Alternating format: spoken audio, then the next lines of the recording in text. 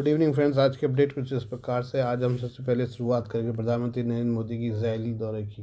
प्रधानमंत्री नरेंद्र मोदी इस हफ्ते इजरायल दौरे पर जा रहे हैं। उनकी ये यात्रा तब हो रही है जब अमेरिकी राष्ट्रपति डोनाल्ड ट्रंप ने चंद दिनों पहले गाजा के पुनर्निर्माण को लेकर बनाए गए बोर्ड ऑफ पीस की बैठक की थी। हालांकि निमंत्रण के बावजूद भारत इसका सदस्य नहीं बना है।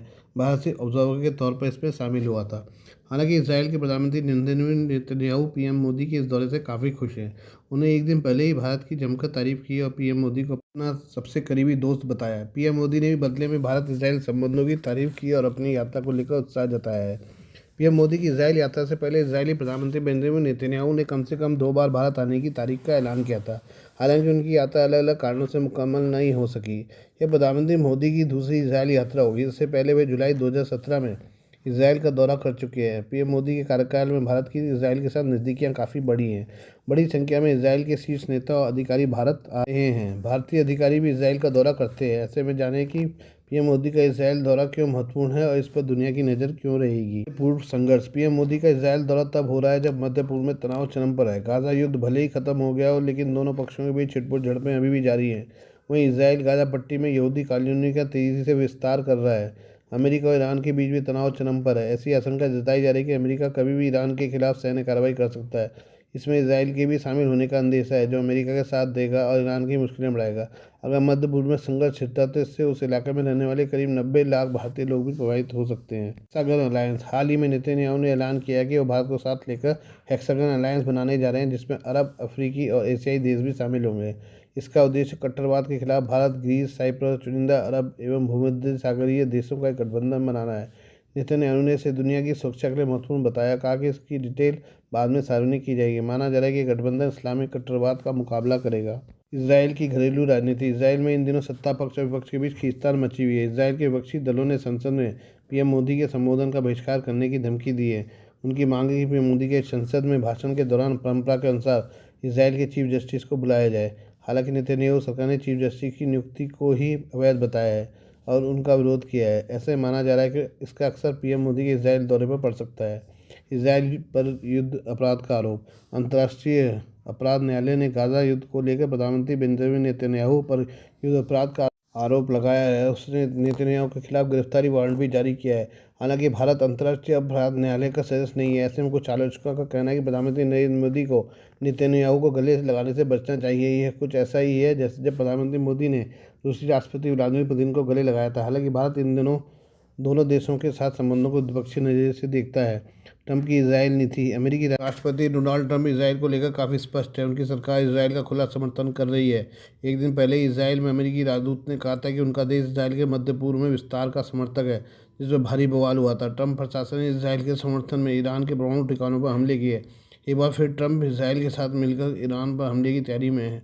इसके अलावा वे गाजा पर इसराइल के हमले का समर्थन करते हैं। उनके पुनर्निर्माण में इसराइल की महत्वपूर्ण भूमिका को मानते हैं। रक्षा और सैन्य तकनीक। इसराइल दुनिया के सबसे शक्तिशाली देशों में से एक है, जो एडवांस हथियारों और मिलिट्री तकनीकों से लैस है। इसराइल भारत का दूसरा सबसे बड़ा हथियार सप्लायर भी है।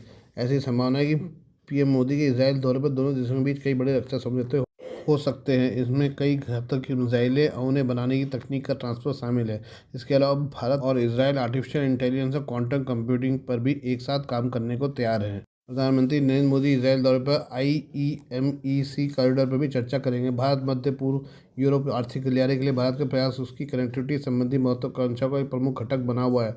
भारत इस गलियारे के जरिए खाड़ी देशों के रास्ते यूरोप से जुड़ना चाहता है, जिससे न सिर्फ माल ढुलाई की लागत में कमी आएगी, बल्कि समय में भी कटौती होगी। यह कॉरिडोर लंबे समय से क्षेत्रीय संघर्ष और तनाव के कारण लंबित पड़ा है। ये बात करें अमेरिका की। अमेरिका ने इस साल की शुरुआत में वेनेजुएला पर हमला करते हुए तत्कालीन राष्ट्रपति निकोलस मादुरो को पकड़ लिया था। वेनेजुएला के पास रूस और चीन से मिले एयर डिफेंस सिस्टम थे, लेकिन इनको चकमा देते हुए अमेरिकी लड़ाकू विमान घुसपैठ करने और मादुरो को वहां से लाने में कामयाब रहे। अमेरिकी आर्मी के रात में किए गए हमले में एडवांस सोनिक हथियारों के इस्तेमाल की बात सामने आई है। इन हथियारों की वजह से ही अमेरिकन आर्मी ने कुछ मिनट के अंदर मादुरो को पकड़ा। ऐसा अंदेशा है कि ईरान में अमेरिका अपने इन्हीं खास हथियारों का इस्तेमाल कर सकता है।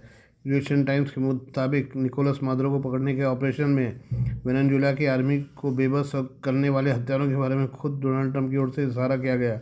इस स्पेशल मिलिट्री ऑपरेशन की जानकारी देते हुए ट्रंप ने कहा कि हमारे पास जो खास एक्सपर्टीज है, उसकी वजह से वेनेजुएला की राजधानी काराकास की लाइटें काफ़ी हद तक बंद थी और उनके सैनिक बेबस थे। मादुरो के गार्ड कई खून की उल्टी कर रहे थे। निकोलस मादुरो को पकड़ने के ऑपरेशन के समय उनकी सुरक्षा में तैनात रहे। एक गार्ड का कहना है कि अमेरिकी सैनिक टेक्नोलॉजी में बहुत एडवांस थे, वे आम हथियारों के साथ नहीं थे। उन्हें कुछ लॉन्च किया जो बहुत तेज़ साउंड वेव जैसा था। मुझे लगा कि मेरा सिर फट रहा है। हम सब की नाक से खून बहने लगा। कई गार्ड खून की उल्टियाँ करने लगे और बेजान होकर ज़मीन पर गिर गए। अमेरिकी हमले को झेलने वाले वेनेजुएला के सैनिकों का कहना है कि हमारे पास उनकी टेक्नोलॉजी का मुकाबला करने का कोई तरीका नहीं था। उन्हें सोनिक हथियार या जो भी इस्तेमाल किया हो, लेकिन ये सच है कि इसके बाद हम खड़े भी नहीं हो पा रहे थे। एक्सपर्ट का कहना है कि यह वर्णन सोनिक हथियारों का इस्तेमाल का इशारा है, जिसका ट्रंप इशारा कर रहे हैं। अमेरिकी इंटेलिजेंस सोर्स के मुताबिक वेनेजुएला सैनिक ने जो बताया वह डायरेक्ट एनर्जी वेपन था या सोनिक हथियार के जैसा है। ये वेपन टारगेट पर माइक्रोवेव या लेजर जैसी फोकस एनर्जी का इस्तेमाल करते हैं। यूएस मिलिट्री के पास इसके कई वर्जन, इनमें से कुछ सिस्टम से टारगेट की ब्लीडिंग, दर्द, जलन और काम न कर पाने की समस्या हो सकती है।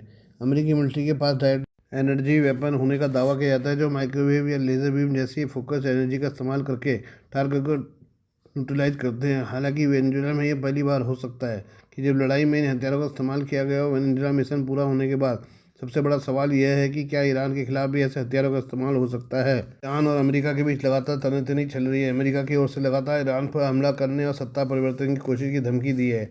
ईरान में भी अमेरिका उसी तरह की बात कर रहा है जिस तरह की कई बातें वो वेनेजुएला की सत्ता के लिए कर रहा था। ऐसे में इस बात से इनकार नहीं किया जा सकता कि ईरान में भी इन हथियारों का इस्तेमाल कर लिया जाए। सोनिक वेपन की ध्वनि का हथियार कहा जाता है क्योंकि ये बहुत तेज़ आवाज़ पैदा करते हैं। इन हथियारों की हाई फ्रिक्वेंसी से सिरदर्द, मतली और चक्कर आने लगते हैं। नाक से खून या खून की उल्टी भी इनकी चपेट में आने से हो सकती है। ये हथियार ट्रांसड्यूसर्स के जरिए बिजली को ध्वनि ऊर्जा में बदलते हैं।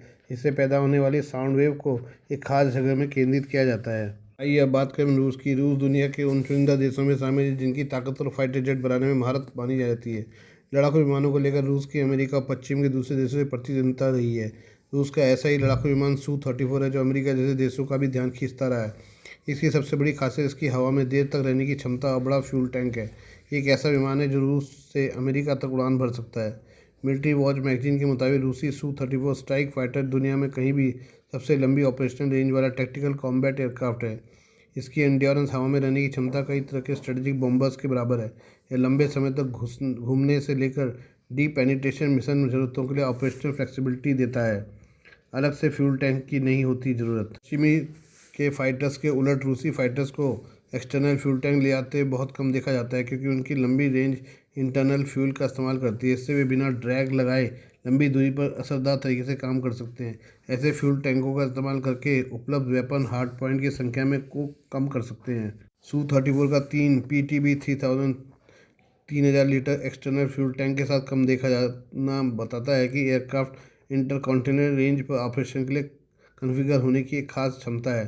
Su-34 को सोवियत Su-27 सुपरियॉरिटी फाइटर के डेरिवेटिव के तौर पर डेवलप किया गया था जो 20वीं सदी में सबसे लंबी रेंज वाला फाइटर टाइप था। Su-34 की अमेरिका तक रेंज। रूस के Su-34 फाइटर Su-27 से 50% ज़्यादा भारी है। इसका बड़ा साइज ज़्यादा फ्यूल एफिशिएंट है। AL-31 FM2 इंजन का इंटीग्रेशन और रेंज को ज़्यादा आसान बनाता है। Su-27 की इंटरनल फ्यूल पर मैक्सिमम फेरी रेंज 4000 किलोमीटर थी। Su-34 की रेंज 4800 से लेकर 5000 किलोमीटर है। 5000 की यह क्षमता और भी बढ़ सकती है। कॉन्टिनेंटल रेंज को 5500 किलोमीटर से ज़्यादा रेंज माना जाता है। इससे Su-34 इस बड़े माइलस्टोन के करीब पहुंच गया है। 3000 लीटर के ड्रॉप टैंक ले जाने पर Su-34 की फेरी रेंज को टैंकों के वजन और ड्रैग को ध्यान में रखते हुए 8000 किलोमीटर तक बढ़ाया जा सकता है। इससे Su-34 मॉस्को से वाशिंगटन DC तक उड़ सकता है, यानी यह विमान रूस से सीधे अमेरिका पहुंचने की क्षमता रखता है। Su-34 बिना एरियल रिफ्यूलिंग सपोर्ट के इंटरकॉन्टिनेंटल दूरियों पर उड़ सकता है।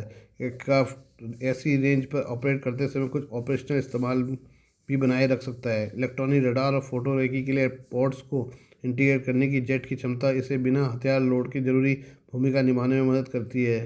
चेंगडू एयरक्राफ्ट कॉरपोरेशन के चीनी छठी पीढ़ी के फाइटर के आने से Su-34 दुनिया के सबसे लंबी दूरी के फाइटर के तौर पर अपनी जगह खो सकता है। चीनी जेट दुनिया के सबसे बड़े फाइटर के तौर पर Su-34 से आगे निकल सकता है। इसके बावजूद Su-34 की अहमियत बनी रहेगी क्योंकि इसमें नई मिसाइल टाइप को इंटीग्रेट किया जा रहा है। ये हम बात करें यूएस सुप्रीम कोर्ट की। यूएस सुप्रीम कोर्ट द्वारा फटकार के बाद अमेरिकी राष्ट्रपति डोनाल्ड ट्रंप ने 15% टैरिफ का ऐलान किया था। इस नई घोषणा ने वैश्विक बाजार में हलचल पैदा कर दी है। इस पूरे घटनाक्रम का भारतीय अर्थव्यवस्था पर क्या प्रभाव पड़ेगा, इसे लेकर वित्त मंत्री निर्मला सीतारमण ने अपनी पहली आधिकारिक प्रतिक्रिया दी है। वित्त मंत्री का संतुलित रुख। प्रेस कॉन्फ्रेंस के दौरान वित्त मंत्री से अमेरिकी टैरिफ के असर के बारे में सवाल पूछते हुए कहा कि भारतीय अर्थव्यवस्था पर इसके संभावित प्रभाव का आकलन करना अभी जल्दबाजी होगी। उन्होंने साफ किया कि वाणिज्य मंत्रालय वर्तमान में भारत अमेरिका द्विपक्षीय व्यापार समझौते की समीक्षा कर रहा है।